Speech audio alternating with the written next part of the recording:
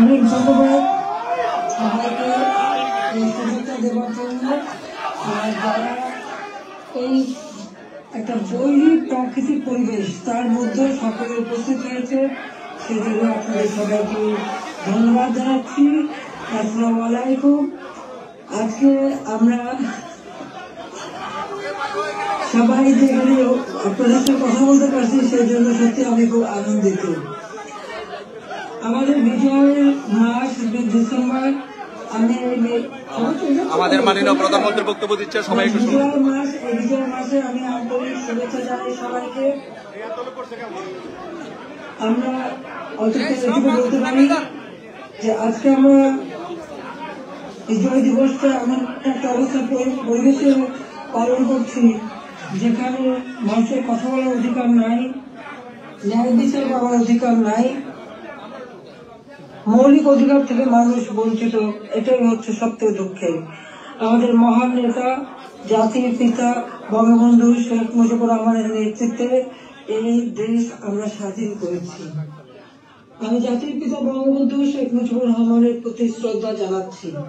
আমি শ্রদ্ধা জানাই জাতির চার নেতার প্রতি, 6 লক্ষ শহীদের প্রতি, 2 লক্ষ মা বোনের প্রতি। আমি আমাদের মুক্তিযোদ্ধাদের জানাই সশ্রদ্ধ সালাম। জনগণের ভোট ভাতের অধিকার, ভোট ও ভাতের অধিকার আদায় করতে চেয়ে যারা জীবন দিয়েছেন তাদের আমি শ্রদ্ধার সাথে স্মরণ করি। 2024 সাল, এই সময় যারা আমাদের আওয়ামী লীগের হাজার হাজার নেতা কর্মীকে হত্যা করা হয়েছে, পুলিশ বাহিনীকে হত্যা করা হয়েছে, সংখ্যালঘুদের হত্যা করা হয়েছে, তাদের বাড়িঘর লুটপাট, মসজিদ, দরগা শরীফ, মন্দির, গির্জা, পাগোডা ধ্বংস করা হয়েছে। আর আমাদের আওয়ামী লীগের সম্পূর্ণ জেলা, উপজেলা, ইউনিয়ন পর্যায় পর্যন্ত বাড়ি ঘর, ব্যবসা প্রতিষ্ঠান অগ্নিসংযোগ করা হয়েছে, প্রতিটি প্রতিষ্ঠানে অগ্নিসংযোগ করা হয়েছে, লুটপাট করা হয়েছে।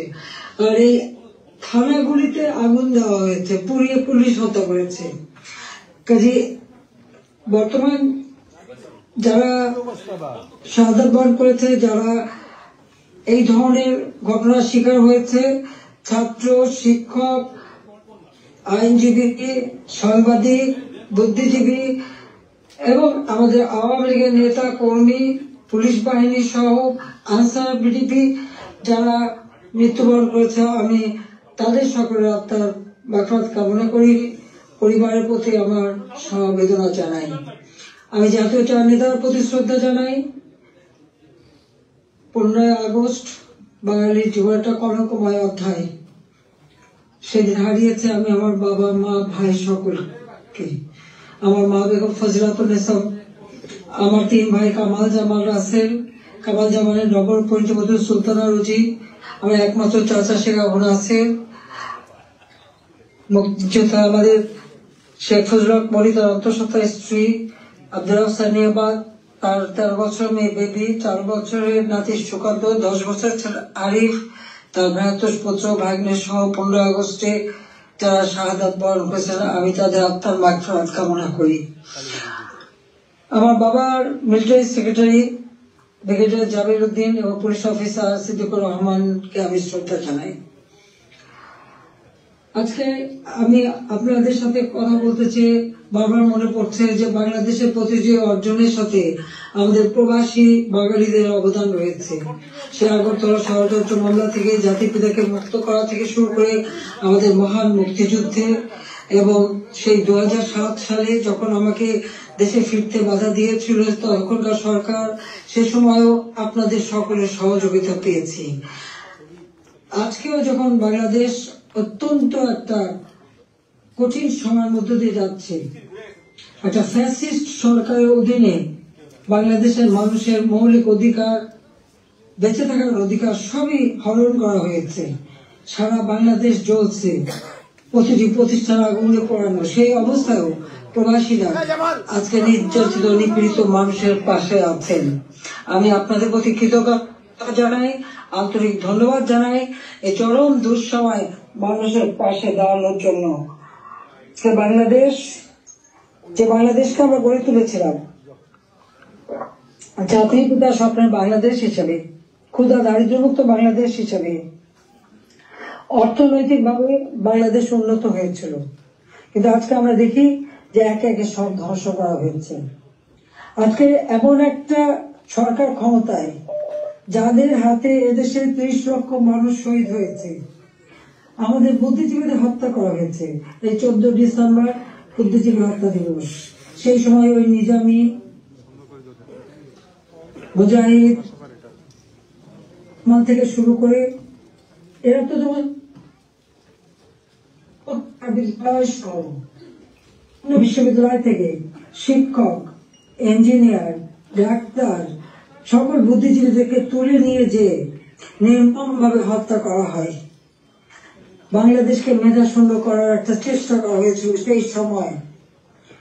একদিকে পাকিস্তানি হানাদার বাহিনী, তাদের গণহত্যা, আর সেই সাথে সাথে এই আলবদ রাজাকার আল-শামস বাহিনী বানিয়ে আমাদের একদিকে গণহত্যা, পাকিস্তানি হানাদার বাহিনীকে সহযোগিতা করা, অপরদিকে বুদ্ধিজীবীদের হত্যা করেছিল, যারা সেই ডিসেম্বর মাসের 14 তারিখ থেকে 10 তারিখ থেকে 14 তারিখ পর্যন্ত কয়েক শত বুদ্ধিজীবীকে নির্মম ভাবে হত্যা করে। আমি তাদের হত্যার শান্তি কামনা করি, মাগফিরাত কামনা করি।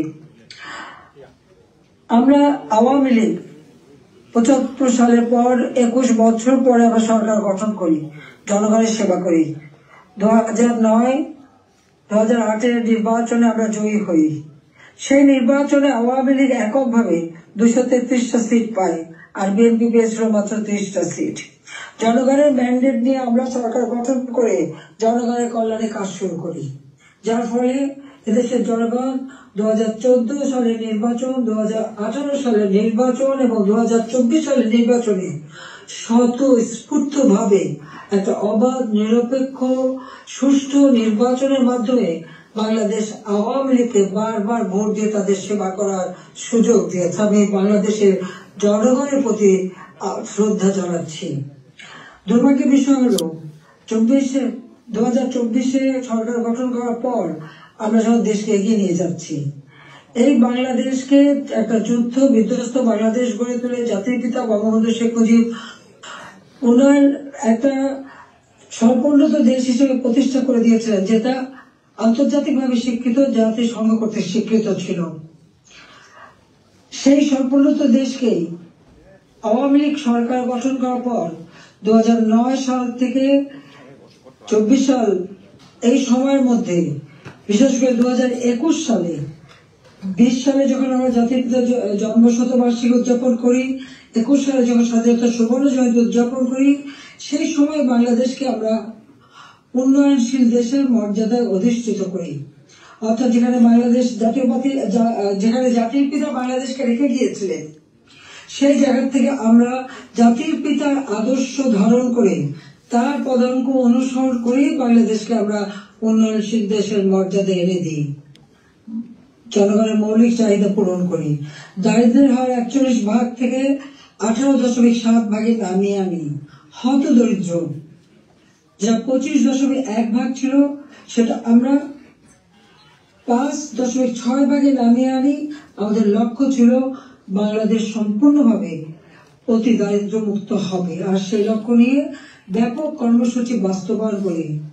প্রতিটি গ্রামকে শহরে রূপান্তর করে ঘরে ঘরে বিদ্যুৎ পৌঁছে দিই, খাদ্য নিরাপত্তা নিশ্চিত করি, দরিদ্র মানুষের জন্য বিনা পয়সা খাদ্য বিতরণ, মধ্যবিত্ত নিম্নবিত্ত তাদের জন্য, এখন নিম্নবিত্তদের জন্য 15 টাকায় চাল, আর মধ্যবিত্ত বা স্বল্প আয়ের তাদের জন্য 30 টাকা চাল যাতে কিনতে পারে এবং ডাল, তেল, লবণ সহ কিনতে পারে। 1 কোটি পারিবারিক কার্ড আমরা তৈরি করে দিই টিসিবির মাধ্যমে, যাতে যারা ফিক্সড ইনকাম গ্রুপ, সীমিত আয়ের মধ্যে দিয়ে চলতে হয়, তাদের জন্য এই দ্রব্যমূল্যের উচ্চ মূল্যে তারা যেন কোনো মতে কষ্ট না পায়, সেদিকে লক্ষ্য রেখে আমরা সেই পদক্ষেপ দিয়েছিলাম। আমাদের লক্ষ্যই ছিল ক্ষুধা দারিদ্র্যমুক্ত বাংলাদেশ গড়ে তোলা। গৃহহীন ভূমিহীন মানুষকে আমরা বিনা পয়সায় ঘর করে দিই। বাংলাদেশের 58টা জেলা সম্পূর্ণভাবে ভূমিহীন গৃহহীন মুক্ত হয়, সেখানে কোনো মানুষ ভূমিহীন গৃহহীন ছিল না, আর বাকিগুলিও করে দেওয়ার কাজ চলমান ছিল। আমরা এই বছরে বাংলাদেশকে ভূমিহীন গৃহহীন মুক্ত একটা মানব কল্যাণের রাষ্ট্র হিসেবে গড়ে তুলতে পারতাম, কিন্তু আমাদের দুর্ভাগ্য যে চরম ভাবে একটা চক্রান্ত শুরু হয়। এই চক্রান্তটা যে করা হয়েছিল সেটা আপনারা নিজেরাই জানেন, যে এখানে ডক্টর ইউনূস সে বহুদিন থেকে চেষ্টা করেছিল, 2007 দল করার চেষ্টা করেছিল, ব্যর্থ হয়েছিল। এরপর সে ষড়যন্ত্রে লিপ্ত হয় এবং সেটা সে নিজেই বলেছে। যখন জাতিসংঘে গিয়েছিল বিল ক্লিন্টন ফাউন্ডেশনের এক অনুষ্ঠানে বিল ক্লিন্টনের সঙ্গে পরিচয় করার সময় সে বলেছিল যে 2024 জুলাই 7 তারিখ থেকে যে কোটা আন্দোলন শুরু হয়, এটা কোনো ছাত্র জনতার আন্দোলন ছিল না, এটা ছিল তার মেটিকুলাসলি ডিজাইন করা একটা পরিকল্পিতভাবে আন্দোলন, যার মাধ্যমে আমাকে ক্ষমতাচ্যুত করে এবং তার মাস্টার মাইন্ড দিয়ে সে পরিকল্পনা করে এটা করেছিল। কথাটা বাস্তব, কারণ কোনো কোটা ছিল না, সব দাবি মানা হয়ে গেছিল, কিন্তু দাবি মানার পরেও কেন আন্দোলন চলে, আর এই আন্দোলনের কোনো নেতা কিন্তু খুঁজে পাওয়া যায়নি। যেখানে একটা গভীর চক্রান্ত সেটা বোঝাই যাচ্ছিল। এই চক্রান্তটা সে মেটিকুলাসলি করেছিল। তার চক্রান্ত 1, 2, 3 অর্থাৎ ABC এভাবেই তার পরিকল্পনা করা। প্রথমে আন্দোলন সে সফল করলো, এরপর সব জ্বালা পোড়াও। জাতির পিতা বঙ্গবন্ধু স্মৃতি জাদুঘর, ওই ছবিটুকু তো আমরা 2 বোন পেয়েছিলাম, আমরা তো ভোগের জন্য নেইনি, জনগণকে এই শপথ দান করেছিলাম। সেই বঙ্গবন্ধু ভবন স্মৃতি জাদুঘর আগুন পড়ায় একসাথে, ওই লাইনে 9টা বাড়ি পড়ায়, 4টা মানুষ পড়ে মারা যায়। খালি এখানেই না, সারা বাংলাদেশ আগুন দিয়ে জ্বালায় তারা। সেই মেট্রো ওই ইউনূসের একজন সমন্বয়ক সে নিজেই স্বীকার করেছে পুলিশ হত্যা এবং মেট্রো রেলে আগুন না দিলে নাকি তাদের বিপ্লব সফল হতো না। তো পুলিশ হত্যা এবং মেট্রো রেল আগুন দেওয়া, অর্থাৎ শুধু মেট্রো রেল না, যে কটা প্রতিষ্ঠানে আগুন দিয়েছে, বিজিবি থেকে শুরু করে আমাদের সেতু ভবন, সড়ক ভবন, দুর্যোগ মন্ত্রণালয় ভবন, সবই তাদের ওই পরিকল্পনার অংশ। এবং সেই সাথে বঙ্গবন্ধু ভবন থেকে শুরু করে আওয়ামী লীগের সকল নেতা কর্মীদের বাড়ি ঘর, ব্যবসা প্রতিষ্ঠান সব অগ্নি সংযোগ করে পুড়িয়ে দেওয়া হয়েছে। এমনকি নরসিংদীতে আপনারা দেখেছেন জেল ভেঙে দিয়ে সেখান থেকে সমস্ত কয়েদি জঙ্গি সন্ত্রাসী তাদেরকে ছেড়ে দেওয়া হয়েছে। শুধু তাই না, ইউনূস ক্ষমতা এসে যত জঙ্গি সন্ত্রাসী ছিল তাদেরকে তারা ছেড়ে দিয়েছে, মুক্ত করেছে। এমনকি 21 আগস্ট গ্রেনেড হামলা যারা আসামি তাদেরকে ছেড়ে দিয়েছে।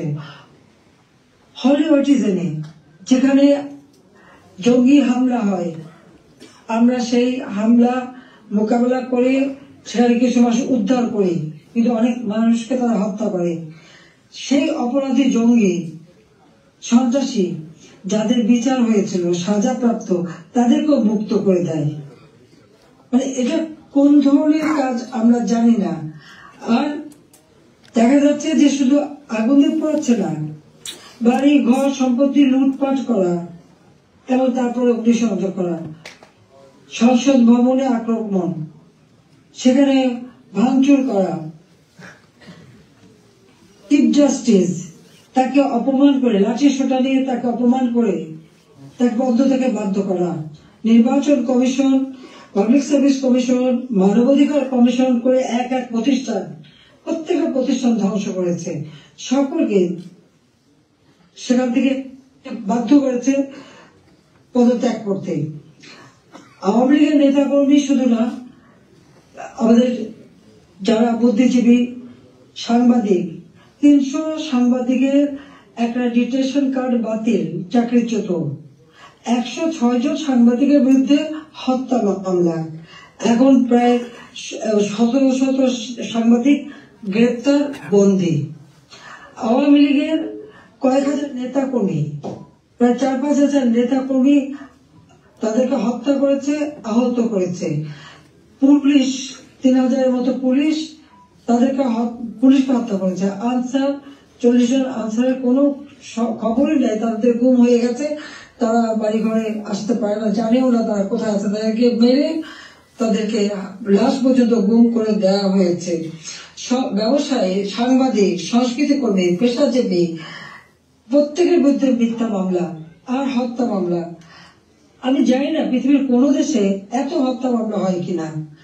আমার নিজের একার বিরুদ্ধেই তো বোধহয় 250 মামলা, তাও আবার হত্যা মামলাই অধিকাংশ।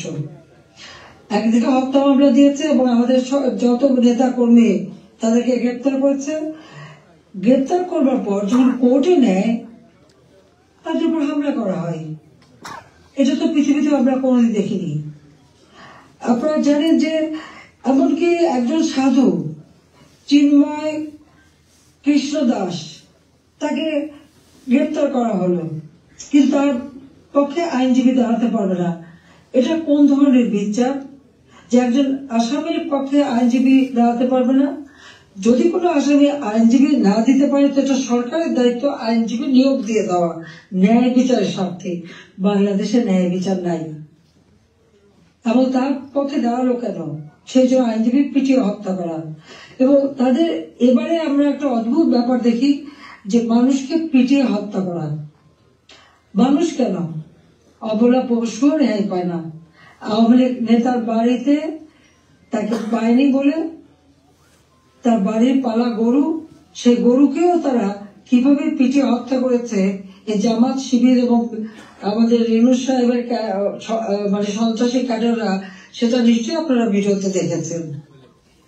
ছাত্রলীগের নেতাকে পায়নি, তার মা নামাজ পড়ছিল তার মাথার বাড়িতে, তাকে সেখানে মেরে ফেলেছে। যুবলীগের নেতা এই মৌলভীবাজারে গত কালকের ঘটনা, 7 তারিখে সেখানে আগুন দিয়ে যুবলীগ নেতার মা এবং চাচিকে পুড়িয়ে হত্যা করেছে। 250-র উপর থানা যখন অগ্নিসংযোগ করেছে, লুটপাট করেছে, পুলিশ ভিতরে তাদেরকে পুড়িয়ে মেরেছে, পিটিয়ে মেরেছে। এমনকি একটা অন্তঃসত্ত্বা পুলিশ হাত পা ধরেছে যে ভাই আমাকে মারবেন না, আমার পেটে বাচ্চা। তাদের কথা কান দেয়নি, তাদেরকে পিটিয়ে পিটিয়ে হত্যা করেছে। সরকারি কর্মচারীদের উপর পর্যন্ত নির্যাতন চলছে। কর্মকর্তা কর্মচারীদের হয়রানি, গ্রেপ্তার, মামলা দিয়ে চাকরিচ্যুত অথবা ওএসডি করা হচ্ছে। এটা জানি না রিমান্ডে নিয়ে নির্যাতন করছে। আমাদের আওয়ামী লীগের নেতা থেকে শুরু করে সকলকে রিমান্ডে নেওয়ার পর তাদের উপর অকথ্য অত্যাচার হচ্ছে, নির্যাতন করা হচ্ছে। চরম মানবাধিকার লঙ্ঘন চলছে বাংলাদেশে। চরম একটা ফ্যাসিস্ট সরকার। আমার বিরুদ্ধে কথা বলা হয় আমি নাকি ফ্যাসিস্ট ছিলাম, আমি নাকি স্বৈরাচারী ছিলাম। আমি একটা প্রশ্ন করি, আমার সময় তো সংবাদপত্র, টেলিভিশন, রেডিও, সোশ্যাল মিডিয়া সবই তো সম্পূর্ণ স্বাধীনতা ভোগ করেছে। যার যখন যেরকম আলোচনা করা দরকার করেছে, টক শোতে যত রকমের সমালোচনা করা তারা করেছে। রেডিও, টেলিভিশন, সংবাদপত্র সবই তো স্বাধীন ছিল। এখন তো তারা কোনো নিউজ দিতে পারে না। প্রত্যেক জায়গায়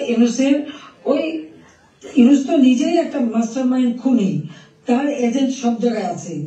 প্রত্যেক জায়গায় তারা ঠিক করে দেয় কোন সংবাদ যাবে, কোন সংবাদ যাবে না। এই যে বাংলাদেশে এত ঘটনা ঘটে যাচ্ছে, প্রায় 1 কোটির মতো প্রতিষ্ঠান শুধু অগ্নিসংযোগ করে ধ্বংস করা হয়েছে। ইন্ডাস্ট্রি, হোটেল, 5 স্টার হোটেল থেকে শুরু করে কোনো কিছু বাদ যায় নাই তাদের আক্রমণ থেকে। কেউ কি কোনো একটা নিউজ দিতে পেরেছে? কেউ কি কোনো সংবাদ দিতে পেরেছে? কেউ কি বিচার চাইতে পেরেছে? বিচার চাওয়ারও সুযোগ নেই, থানায় মামলা দেওয়ার সুযোগ নেই। মামলা শুধু সেটুকু হবে যেটুকু তারা বলে দেবে, সেইটুকু। ন্যায় বিচার পাওয়ার অধিকার মানুষের নাই। উচ্চ আদালত থেকে শুরু করে সর্বক্ষেত্রে দলীয়করণ, চরম ভাবে দলীয়করণ। বলছে বৈষম্য বিরোধী আন্দোলন, এখন তো দেখা যায় সব জায়গায় বৈষম্য সৃষ্টি করা হচ্ছে। আমি একটা কথাই বলতে চাই যে যে সমস্ত অপবাদগুলি দেওয়া হয়েছে সবাই একটু তুলনা করে দেখুন যে আওয়ামী লীগ সরকারে থাকতে মানুষ কিভাবে স্বাধীনতা ভোগ করেছে, সেটা সোশ্যাল মিডিয়া হোক, তাদের বক্তব্য হোক, মিটিং মিছিলে হোক, সবকিছুতে অধিকার ছিল। আমরা তো সেখানে হস্তক্ষেপ করিনি। কিন্তু আজকে কি আওয়ামী লীগের একটা নেতা কর্মী রাস্তা নামতে পারে না, রাস্তা দিয়ে হেঁটে যাচ্ছে, একজন বলে দিল উনি আওয়ামী লীগের কর্মী, সঙ্গে সঙ্গে তাকে এক কোপ দিয়ে হাত ফেলে দিল, কেটে ফেললো। কোন দেশে বাস করি আমরা? কি অপরাধ! আর সেই সাথে দেখা গেল কি এই অপরাধীদের দায় মুক্তি দেওয়া হলো। জুলাই 15 তারিখ থেকে এ পর্যন্ত যাদের হত্যা করা হয়েছে, লুটপাট, অগ্নিসংযোগ, মানুষ হত্যা, ছাত্র হত্যা, প্রতিটি শিক্ষা প্রতিষ্ঠানে লুটপাট, সেখানে তাদের উপর নির্যাতন, শিক্ষকদের উপর নির্যাতন, ছাত্রদের উপর নির্যাতন, প্রতিটি জায়গায় নির্যাতন চালানো হচ্ছে। আপনারা কি একবার ভাবতে পারেন? শিক্ষক, গুরুজন, শিক্ষককে দেখে ছাত্ররা ভয় পায়, সমীহ করে। আর আমরা কি দেখলাম? আমাদের নোবেলের আমলে আমরা দেখলাম ছাত্ররা শিক্ষকদের অপমান করছে, অধ্যক্ষকে পদ থেকে বাধ্য করছে, ছাত্রীরা প্রিন্সিপালকে গাছের সাথে বেঁধে রাখছে, ছাত্রছাত্রীরা টিচারের গলায় জুতোর মালা পরাচ্ছে, গালে থাপ্পড় মারছে। এটা কোন ধরনের আচরণ এই কোমলমতি ছাত্রছাত্রীদের শেখানো হচ্ছে? এদের ভবিষ্যৎটা কি? এরা কি আবার ভবিষ্যতে কোনদিন বলে বসবে তুমি আমার বাবা না, রিজাইন করো, যেমন শিক্ষকদের রিজাইন করেছে? কোনদিন রাখে বলবে তুমি আর আমার মা না, তুমি এখন রিজাইন করো, মাতৃত্ব থেকে রিজাইন করো, পিতৃত্ব থেকে রিজাইন করো? সেটাই হয়তো বলে বসবে। এটা কি অভিভাবকরা দেখে না? এটা কি ধরনের এই জাতিকে কিভাবে গড়ে তুলছে সেটাই আমার প্রশ্ন। আমরা তো শিক্ষা দীক্ষায় সব দিক থেকে সুযোগ করে দিয়েছি, আমরা শিক্ষা বৃত্তি দিয়েছি, বয়স্ক ভাতা, বিধবা ভাতা, প্রতিবন্ধী ভাতা, মুক্তিযোদ্ধা ভাতা দিয়েছি, সব বন্ধ করে দিয়েছে। আজকে হাহাকার। বাংলাদেশে আওয়ামী লীগ সরকার বলে কোনো মানুষ ভিক্ষা করতে হতো না। হ্যাঁ, কিছু প্রফেশনাল ভিখারি ছিল, সেটা আলাদা, কিন্তু মানুষকে তো ওইভাবে খাবারের জন্য হাহাকার করতে হতো না। মানুষ তো 3 বেলা খাবার পাচ্ছিল, আজকে সেটাও পায় না। আপনারা দেখেন গরিব মানুষগুলি দিনমজুর, কাজ পায় না, বেকারত্ব বেড়ে যাচ্ছে, যুবকরা কোনো কাজ পাচ্ছে না। আমরা ডিজিটাল বাংলাদেশ করেছি, আমরা ট্রেনিং দিচ্ছি, কম্পিউটার ট্রেনিং এবং ইনকিউবেশন সেন্টার করে দিয়েছি, হাইটেক পার্ক করেছি, বঙ্গবন্ধু স্যাটেলাইট 1 উৎক্ষেপণ করেছি, কর্মসংস্থান গ্রাম পর্যায় পর্যন্ত ওয়াইফাই কানেকশন, ব্রডব্যান্ড কানেকশন আমরা দিয়েছি, মানুষ কাজ করে খেতে পারে, ট্রেনিং দিচ্ছি। আর এখন বিদ্যুৎ নাই, কেউ কাজ করতে পারে না, প্রত্যেকটা গ্রামকে শহরে রূপান্তর করেছি, আমরা রাস্তাঘাট, পুল, ব্রিজ সব করেছি। এখনো বলে এই বড় বড় মেগা প্রজেক্ট এটা দুর্নীতি খুঁজবে। হ্যাঁ, আমি চ্যালেঞ্জ দিচ্ছি, দুর্নীতি খুঁজে বের করুক। মানি লন্ডারিং কথা কমিটি বানিয়েছে, তারা বলে দিল অর্থনীতির বিষয়ে। আমার প্রশ্ন, মানি লন্ডারিং এর খোঁজ করবেন? সবার আগে ওই ইউনুসের মানি লন্ডারিং এর খোঁজটা করুন। গ্রামীণ ব্যাংকের কত টাকা পাচার করছে গ্রামীণ ফোনের, আগে সেই হিসাবটা বের করেন, তাহলে দেখবো স্বচ্ছার সাথে। নিজের নামে দুর্নীতির মামলা হয়েছে, সেই দুর্নীতি দমন কমিশন তাদেরকেও পদত্যাগে বাধ্য করে দলীয়করণ করা হয়েছে, আর সেই দুর্নীতির সব মামলা প্রত্যাহার করে নেওয়া হয়েছে। 666 কোটি টাকা ট্যাক্স, কত সম্পদের মালিক যে এত টাকা ট্যাক্স হয়, সেই ট্যাক্সও তার দেওয়া লাগবে না, সেটাও মাপ। নিজের ট্যাক্স মাপ করিয়ে নিয়ে, নিজের দুর্নীতি মামলা প্রত্যাহার করে নিয়ে অন্যের দুর্নীতি খুঁজতে যাওয়া আর অন্যকে ট্যাক্স দেওয়ার জন্য আবেদন করা, এটা কোন ধরনের মানসিকতার, কোন ধরনের খেলা? বা এটা তো জাতির সাথে তামাশা করা, সেটা তো তামাশা করছে, এটাই আমার মনে হচ্ছে।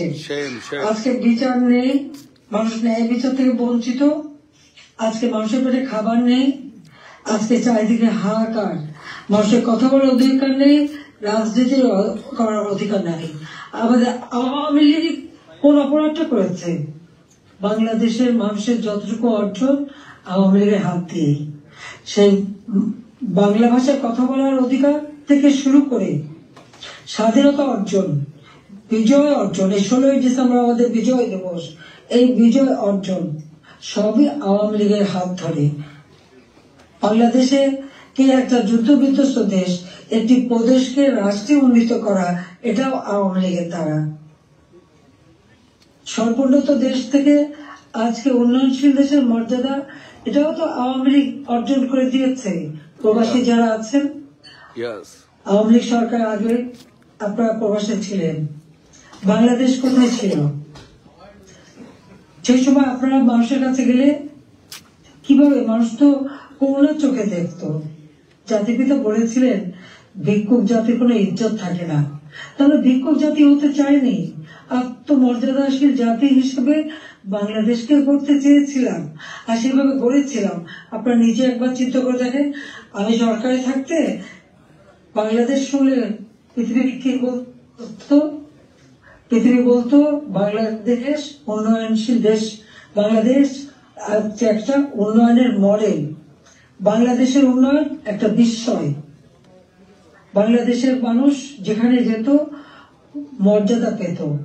আমরা নিজস্ব অর্থায়নে পদ্মা সেতু নির্মাণ করে বাংলাদেশকে দেখিয়ে দিই এবং সারা বিশ্বকে দেখিয়েছি বাংলাদেশ পারে, অসাধ্য সাধন করতে পারে, সেটা আমরা দেখিয়েছিলাম। কিন্তু আজকে যিনি পদ্মা সেতু টাকাও বন্ধ করেছিলেন একটা এমডি পদে থাকতে পারেননি বলে, সরকারের মধ্যে মামলা করে হেরে গিয়েছিল, যিনি লেবারদের অর্থ আত্মসাৎ করে সেই টাকা দুর্নীতি করে লেবার কোর্টে মামলায় সাজাপ্রাপ্ত আসামি হচ্ছে ইউনূস। লেবার কোর্টে তার সাজা পর সে যখন জামিনে আবেদন করে, সে কিন্তু জামিন পেয়েছিল, সরকারের পক্ষ থেকে তো বাধা দেওয়া হয়নি। কিন্তু আজকে দেখেন আপনারা, হাজার হাজার আওয়ামী লীগের নেতা কর্মী, প্রায় 30,000-এর মতো মামলা দিয়েছে। সব মামলা বেশিরভাগ হলো, এর 90% হলো হত্যা মামলা, কেউ জামিন পাবে না। সে তো সাজা পেয়েও জামিন পেয়েছিল আওয়ামী লীগ সরকারের আমলে। সে নিজে একটু ভেবে দেখুক, আপনারাও বিচার করে দেখেন। আমি বিশ্বের সবাইকে বলতে আপনারাও বিচার করেন। কই আওয়ামী লীগ তো বাধা দেয়নি কোনো। ন্যায় বিচার পরদীয় সকলে আছে, কোর্ট সম্পূর্ণ স্বাধীন ছিল, বিচার বিভাগ স্বাধীন ছিল, কাজে সেখানে মানুষ সেই স্বাধীনতা ভোগ করেছে। কিন্তু আজকে তারা নাকি স্বাধীন করেছে দেশ, চলার স্বাধীনতা নেই, ঘরে শান্তিতে ঘুমাবেন উপায় নেই, চুরি ডাকাতি যে কোনো সময় আপনার ঘরে ঢুকতে পারে, যে কোনো সময় আপনার খোঁজ খবর নিতে, তদন্ত করবে ইত্যাদি। কাদের কে হুকুম দিচ্ছে তার কোনো ঠিকানা নেই। কতগুলি লাঠি হাতে নিয়ে আপনার ঘরে ঢুকে গেল, অস্ত্র হাতে নিয়ে ঢুকে গেল, অমনি সেখানে ডাকাতি করলো, চুরি করলো, চলে আসলো। আপনি কার কাছে বিচার চাইবেন? কার কাছে বিচার চাইবেন? কোনো বিচার চাওয়ার অধিকার নাই, ন্যায় বিচারের কোনো অধিকার নেই। এমন একটা দুর্বিষহ অবস্থা, আজকে সমস্ত জিনিসের দাম বেড়ে গেছে। আমাদের কথা অত্যন্ত স্পষ্ট, যারা নির্বাচিত জনপ্রতিনিধি আইন করে নির্বাচন কমিশন গঠন করে নির্বাচনগুলি হয়েছে, স্থানীয় সরকার নির্বাচন, জেলা পরিষদ, উপজেলা পরিষদ, ইউনিয়ন পরিষদ, সমস্ত নির্বাচিত প্রতিনিধিরা তাদেরকে এক কলমের খোঁচায় তাদেরকে সরিয়ে দেওয়া হয়েছে, বাড়ি পাঠিয়ে দেওয়া হয়েছে। কেন? তারা তো নির্বাচিত হয়ে মানুষের পাশেই দাঁড়াতো। ঘূর্ণিঝড় গেল, বন্যা গেল, কেউ তো যারা এই বন্যায় ক্ষতিগ্রস্ত, ঝড়ে ক্ষতিগ্রস্ত, তাদের পাশে তো কেউ দাঁড়ায়নি। তাদের নাম করে টাকা তুলেছে, 1000 কোটি টাকা রিলিফ সংগ্রহ করেছে, কিন্তু কয়টা মানুষকে সাহায্য করেছে? আজকে যদি স্থানীয় সরকারের প্রতিনিধিরা থাকতো, এই জনপ্রতিনিধি তো মানুষের পাশে দাঁড়াতো, কিন্তু সেটা দাঁড়াতে পারেনি। কাজে আমাদের কথা খুব স্পষ্ট, এক কলমের কোথায় জনগণের ভোটে নির্বাচিত প্রতিনিধিদের সেই বিদায় দেওয়া, এটা জনগণকে অপমান করা, ভোটারকে অপমান করা। কাজে তাদেরকে আবার স্বস্থানে স্থান করে দিতে হবে। সরকারি শেখ হাসিনার সরকার গ্রেপ্তার বন্ধ করতে হবে, মামলা থেকে তাদের রেহাই দিতে হবে, চাকরিচ্যুতি করা হলে বহিষ্কৃত করা হলে তাদের পুনরায় কাজের ব্যবস্থা করতে হবে। আওয়ামী লীগ সহ সমস্ত রাজনৈতিক নেতা কর্মী, ব্যবসায়ী, সাংবাদিক, সাংস্কৃতিক কর্মী, পেশাজীবী, শিক্ষক যাদেরকে গ্রেপ্তার করা হয়েছে, মিথ্যা মামলা দেওয়া হয়েছে, সকল মিথ্যা মামলা প্রত্যাহার করতে হবে এবং সকল বন্দীদের মুক্তি দিতে হবে। সেই সাথে সাথে দায় মুক্তি দেওয়া হয়েছে। 15 জুলাইয়ের পর থেকে যারা অপরাধ করেছে তাদেরকে দায় মুক্তি দিয়েছে। এই দায় মুক্তি দিয়ে কিন্তু একটা কাজ করেছে, দায় মুক্তি দেওয়ার অর্থ মানে কি? তার মানে এরা অপরাধী। 15 জুলাই থেকে যে হত্যাকাণ্ড, ছাত্র হত্যা মিছিলে, পুলিশ হত্যা, রাজনৈতিক নেতাকর্মী হত্যা, সাংবাদিক হত্যা, সাংস্কৃতিক কর্মী হত্যা, যতগুলি হত্যাকাণ্ড ঘটেছে সেই হত্যাকাণ্ডগুলি এবং যতগুলি অগ্নিসংযোগ হয়েছে সেগুলি যারা সংগঠিত করেছে পূর্ণ তদন্ত করে তাদের বিচার করতে হবে। আর এই মিথ্যা মামলাগুলি যাদের বিরুদ্ধে দেওয়া হয়েছে সব মামলা প্রত্যাহার করতে হবে। 15 জুলাই থেকে 8 আগস্ট পর্যন্ত যাদের দায় মুক্তি দেওয়া হয়েছে, এই দায় মুক্তি দেওয়ার কোনো অধিকার নেই, তাদের বিচার করতে হবে। কারণ দায় মুক্তি দিয়ে আমাদের মাস্টার মাইন্ড খুনি ইউনূস সাহেব এটাই প্রমাণ করেছে যে এরা সব অপরাধী, এই সমস্ত অপরাধ তারা করেছে। একই সাথে মিছিল করেছে, ক্লোজ রেঞ্জে গুলি করা হয়েছে, মানুষ মারা হয়েছে। আবু সাইদের হত্যাকাণ্ড, মুগ্ধর হত্যাকাণ্ড, সব হত্যাকাণ্ডের জন্য কিন্তু এই মাস্টার মাইন্ডেরই দায়ী।